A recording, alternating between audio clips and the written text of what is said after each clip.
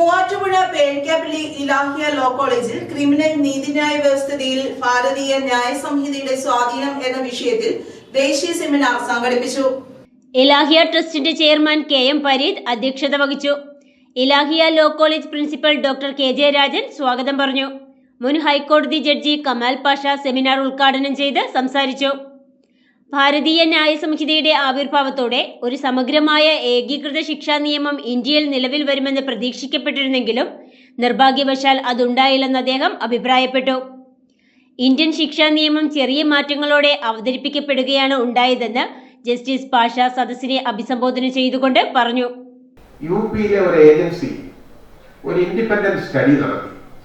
അതായത് നമ്മുടെ എത്ര ശതമാനം കേസുകളിൽ കൺവിക്ഷൻ ഉണ്ട്, അല്ലെ അക്വിറ്റൽ എത്രയാണ് എന്നുള്ളതിനെ കുറിച്ച് ഒരു സ്റ്റഡി നടത്തി. അവർ കളക്ട് ചെയ്ത ഡേറ്റ അനുസരിച്ച് ഓൾ ഓവർ ഇന്ത്യ ഉള്ള കാര്യം ഞാൻ പറയുന്നത് 20% of the criminal cases, അതായത് 20% of the accused being indicted, they are being convicted. അതായത് ഈ കുറ്റപത്രം കൊടുക്കപ്പെടുന്ന 20% പ്രതികൾ കൺവിക്ട് ചെയ്യപ്പെടുന്നു.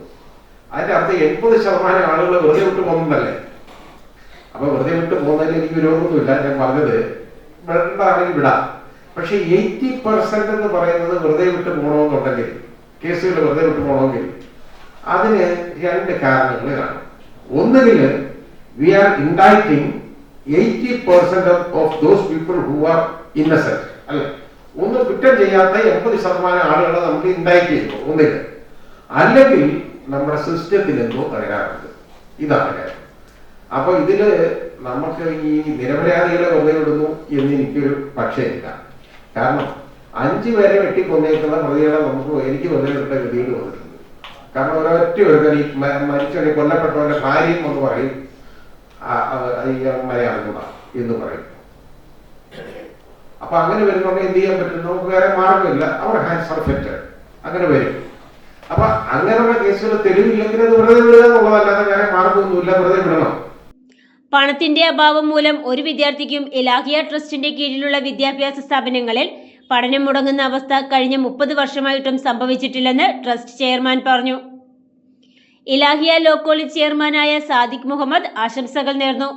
വിശിഷ്ടാതിഥിയായ രാജസ്ഥാൻ അമിറ്റി ലോ കോളേജിന്റെ ഡയറക്ടർ അനിൽ ജെ വാര്യത്ത് ഭാരതീയ ന്യായ സംഹിതയുടെ സങ്കീർണതകളെക്കുറിച്ച് പ്രതിപാദിച്ചു.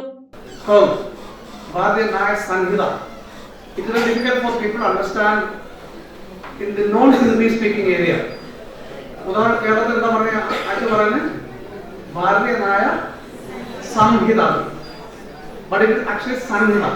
Okay, അവിടെ തന്നെ ഒരു ഡിസ്കണക്ട് ഉണ്ട്. Fine. So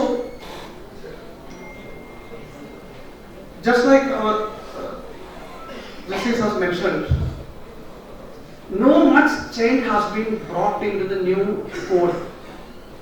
All the crimes have been retained, but it has been rearranged. Being a judge, he has the authority to comment on that, or his